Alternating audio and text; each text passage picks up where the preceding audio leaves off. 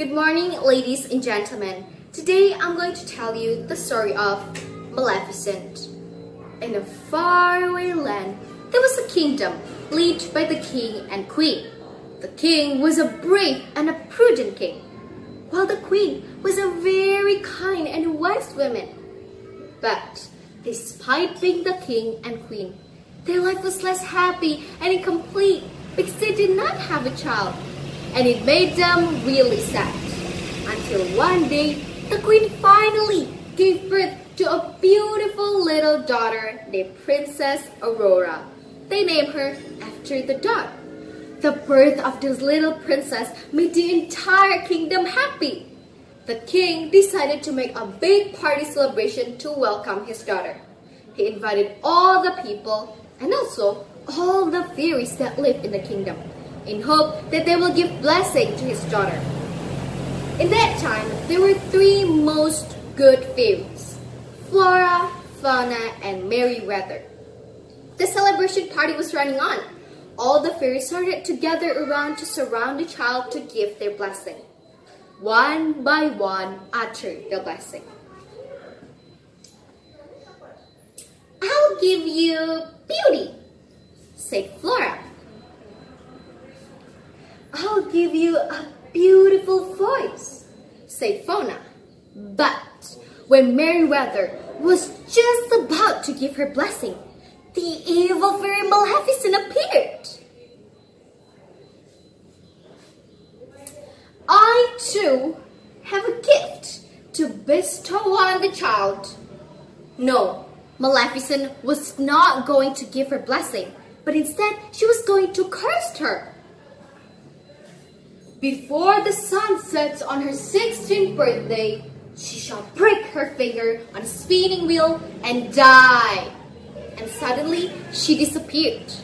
All the entire kingdom, as well as the king and queen, were shocked and saddened. The queen begged to the fairies, "Please withdraw the curse," she said.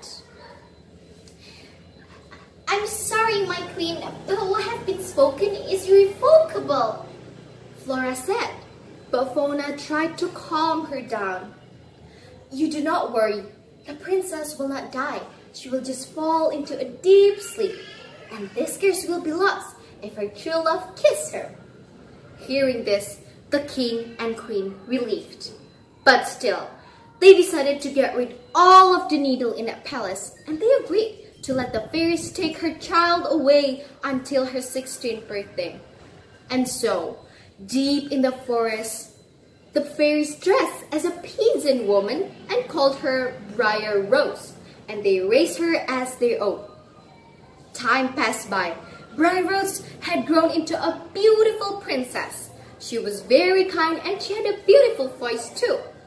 Not until her 16th birthday did they tell her that she was actually a princess. And that night, they decided to return her to her father's castle.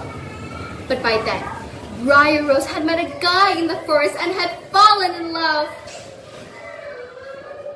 "We're sorry," said the fairies, "because she'll never meet him again."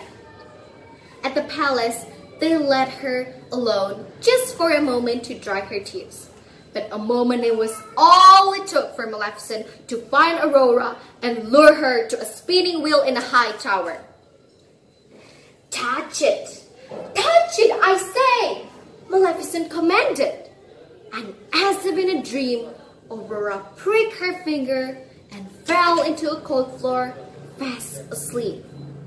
Years passed by. The kingdom was very grieving because Aurora had been asleep for a long time, until a day came, a prince from a long distance came to that kingdom. The fairies realized that it might be her true love. But it turns out it was the guy that Aurora met years ago in the forest. So he tried to approach her and kiss her. And you know what happened next. Aurora awakened. All the entire kingdom was cheering up and they were so happy. Until the prince and princess Aurora, they became lovers and they lived happily ever after. Thank you.